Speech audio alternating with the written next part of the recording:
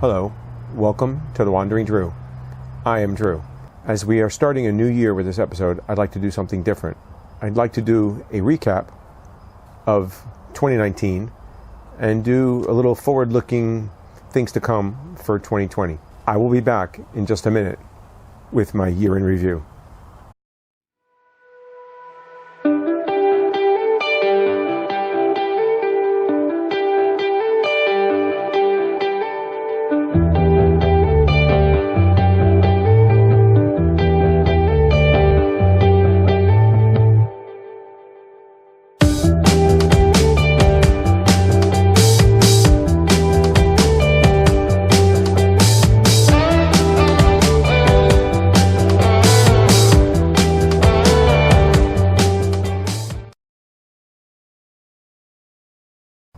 Welcome back. I'm recording this on Christmas Eve, and I think the holiday season is a great time for reflection of not just the past, but of the future. So I thought, what better time at the end of a year and the beginning of a new one to basically recap or look at the year and do a little review of what's happened, and then maybe a forward-looking statement of what's going on in the future, or what I hope to accomplish in the future. Received the certification in wilderness first aid. I was already first aid trained or certified for several years now, and I'm CPR certified as well. I wanted to take this class for several reasons, two of them mostly. The first was I thought it would be a good review for me to do. I'm constantly being recertified, and this would be with a different organization and a different take on that training. So while I already have, I believe, a lot of the skills and knowledge that was covered in the class, I felt it would still be useful. So because I was looking to get that knowledge from a hiking point of view, I wanted to be able and prepare for the fact that you might have to take care of somebody, and you're not going to dial 911 and in about 5 or 7 minutes, police and fire show up and take care of your patient for you, or yourself are injured, and off you go to a hospital or a medical facility. You may need to wait out on a trail several hours or even 24 hours, possibly, even if you're able to get help. Now, I do carry a communication device that could get me help, but even that, the time that it would take them to mount a true rescue of me if I was in a remote area could still be several hours. Times you need to take care of business and do whatever you can or figure it out on your own. And that was one of the reasons why I wanted to take this class, because I knew it would be more oriented toward being out on a hike and having to figure out, stabilize a patient or treat them right there and maybe get yourself out. Since I was going solo, I felt that this would be good skill for me to have. And I don't really feel that I learned that much different than some of the stuff I've already learned. It was just a little different take on it, especially the documentation, the reporting, and the interaction between you and a potential other stranger with helping them. So while I was glad I took it, and I definitely think it was a worthwhile class, and I would recommend it to anyone that's interested in going out hiking and feels that they want to boost their skills, especially if you don't have a background in, like responder training, first responder, or wilderness medicine, or something like that. But if you do have these skills already, you'll find a lot of overlap and obviously repetition between the normal training, because first aid is first aid. I then attempted my through hike of the Foothills Trail in February. And if you see my videos, you know that ended in an injury, and I didn't get to complete it. And I have to admit that on a personal level, I was very disappointed, and I felt like I had failed. I had planned this trip for approximately 7 to 8 months. And to have it end in an injury after 2.5 days, nearing almost the halfway point of the trail, was hard for me to accept. And I remember when I got back to my car and I started driving, I promised myself that I would come back and complete this trail. And that was very important to me. And I hate to say that it felt like a failure, but that's what I felt. And it's never a failure for anyone to get out on the trail and do a hike. I don't care if it's a 2-mile hike or an 8-mile hike or a 40-mile hike. The fact that you're out there doing it is honestly a success. It's a win. I don't want to discourage anybody, but I'm explaining how I felt. I knew I should have finished and I could have finished, and the injury just happens. I mean, I still don't know how I got injured. It was severe enough that I knew that I could not continue walking, and I was afraid of injuring myself further by continuing to walk. Like I said, I made that promise to myself, and it was very important for me to go back and finish it. And I think that's important for me because I believe I am somewhat goal-oriented. Whether it's mileage for the day or completing the trail, I felt that that's something I had to do. Immediately upon returning home, I started planning my trip back to the Foothills Trail. I picked the beginning of November to go back. I took time off of work again. I rented a car. I booked hotel rooms. I made contact with my shuttle driver to make sure that he would be available during those dates and would be available to me. So all my plans were in place, and that was a very important step in making it real. It's like telling people you're going to do something. You can't take it back or give yourself an out. You're committed. And I felt that doing that was very important to keep me focused on returning to this trail. In addition to focusing on returning, I also decided that I needed to lighten up a little bit. And in doing so, I decided that it was time to upgrade some of my gear. Some of my gear I had had for about 4 years, and they had been on multiple hikes for me. But I also felt that I was kind of heavy. The easiest thing is when you're replacing your gear because it's worn out or it's not working anymore or it's broken. But this was pretty much, I replaced a lot of my stuff just to reduce my weight. I decided to replace my tent, my backpack, and my sleeping bag, the so-called Big Three. And by doing that, I was able to reduce probably close to 7 or 8 pounds of weight just among those 3 items. So it was pretty drastic in the weight. I was probably in the 40-pound range to upper 30 range. And when I went back to the trail in November, fully loaded out with food and water, I believe my pack was 25.5 pounds. So that was a big difference. And I think it makes a difference on your hike as well. So while I was waiting for my return to the Foothills Trail, I decided to plan and hike another trail, the Art Loeb Trail, which is a 30.1 mile trail in the Pisgah National Forest, which is outside of Asheville, I guess is the biggest town that's close to in North Carolina. I figured I could do it in 3 days, and I started making plans to take time off of work and do this during the summer, which is probably not the best time to go because it is hot. The fact that some of the mountains are at 6,000 feet during the winter is not a good choice either. So I decided to go in July. In fact, I left home right after July 4th holiday, and July 5th I drove to the area around Asheville so I could start hiking on the 6th. The Art Loeb Trail was challenging but very rewarding. It has some very high mountains, and it's mostly rocky, especially the beginning portions that I hiked. And I decided to go from north to south on that trail. So I went from the high mountains to the lower Davidson River area. That was quite rocky on the first day to day and a half. I did find it rewarding and challenging, and I would go back there again. I think I would slow down a little bit and enjoy it a little bit more. But I'm happy to have done that trail, and it was a very nice trail. Could be a little better marked in certain areas, but most of the trail is pretty intuitive. You don't really need to have a map too often. There's just 1 or 2 spots that you can get a little turned around or confused if you don't pay attention to what you're doing. So after doing that trail in July, in November, I did return to the Foothills Trail and completed my through hike successfully. Actually, in 2019, I did 3 hiking events, if you want to say, and I'm hoping to do the same in 2020. My first hike planned is the Ocean to Lake Trail, or what my wife calls the Swamp to Shore Trail. That name is actually more appropriate.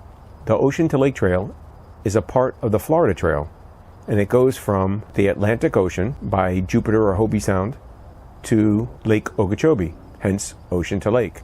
However, most people actually choose to hike it from Lake Okeechobee to the Atlantic Ocean, and that's the direction that I'm going to do it. I think that's a more fitting and more spectacular finish than coming to Lake Okeechobee. And I think the numbers agree with me because that seems to be the way that almost everybody hikes that trail. This will be my first time hiking the Everglades. I'm a little apprehensive, but looking forward to some of the more swampy areas where you slog through water, which could be ankle deep or as high as hip deep, depending on the year and how much rain has fallen.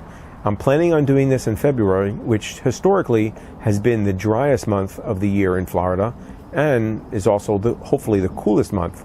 So I really would like some cool weather, and it could actually drop down to the 30s or the 20s. Well, that's rare, but it should be cooler.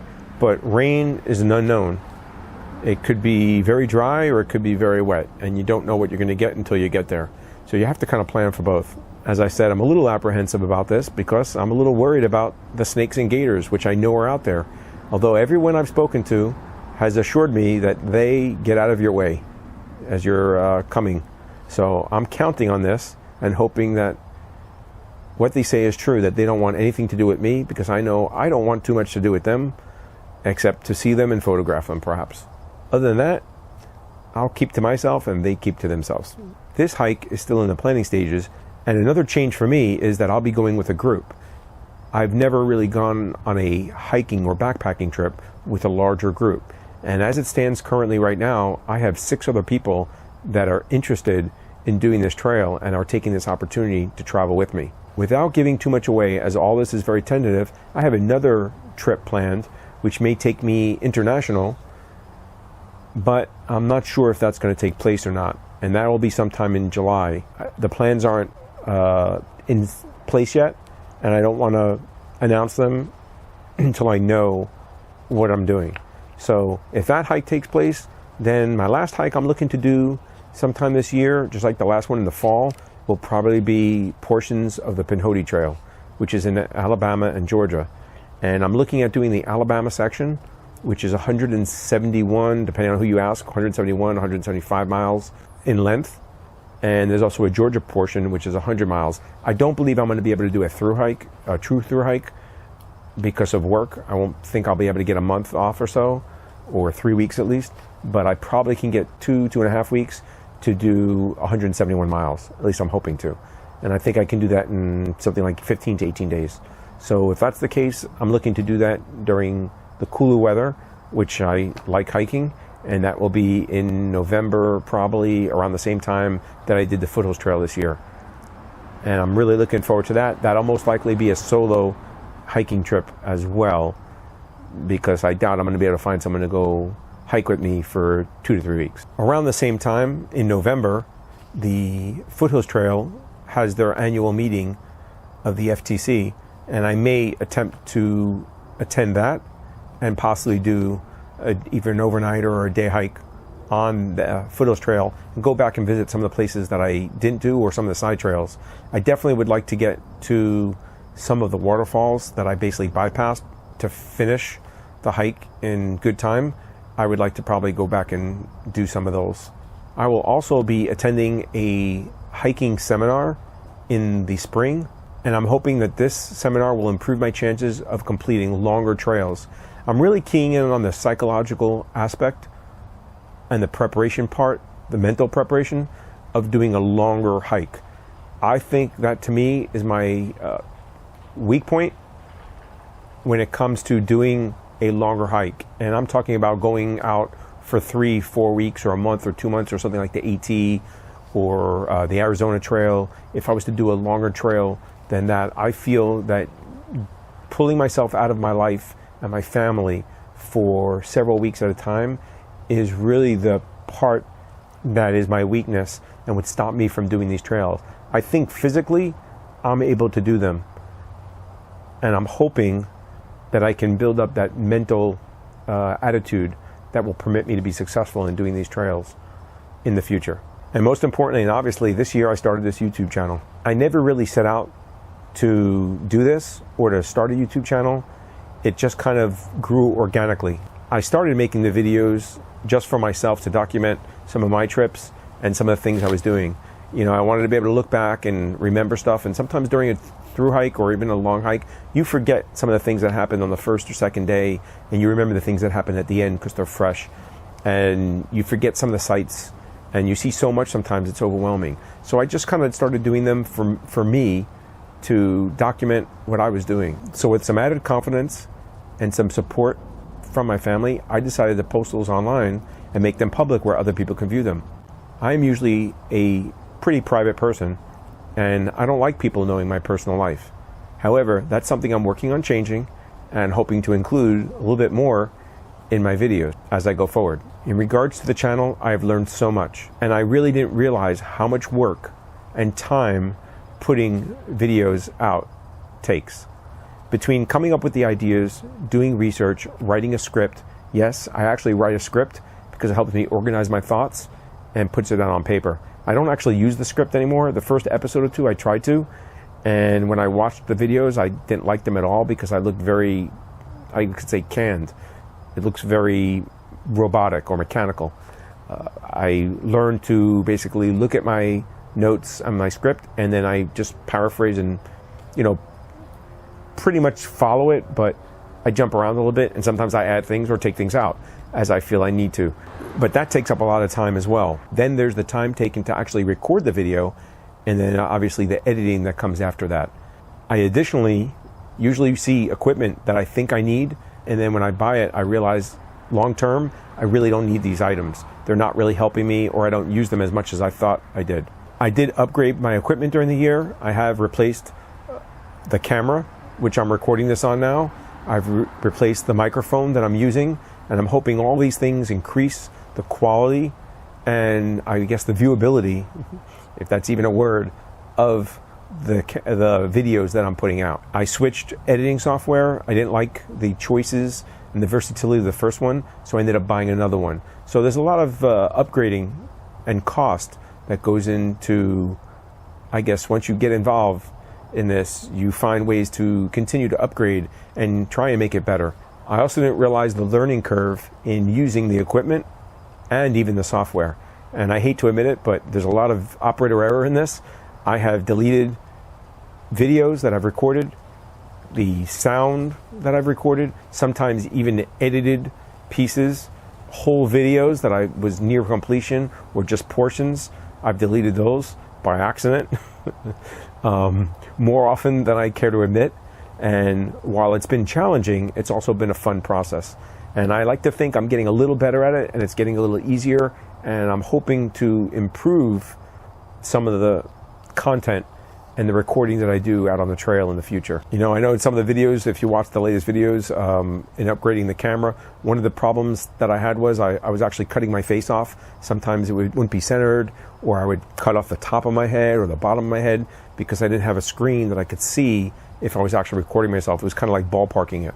And with my new camera, I actually have a screen that I can turn and face me, so I can make sure that at least I'm in the shot somehow, even if I'm not centered 100%. That'll improve the quality of the video as well. Hopefully the videos are getting better.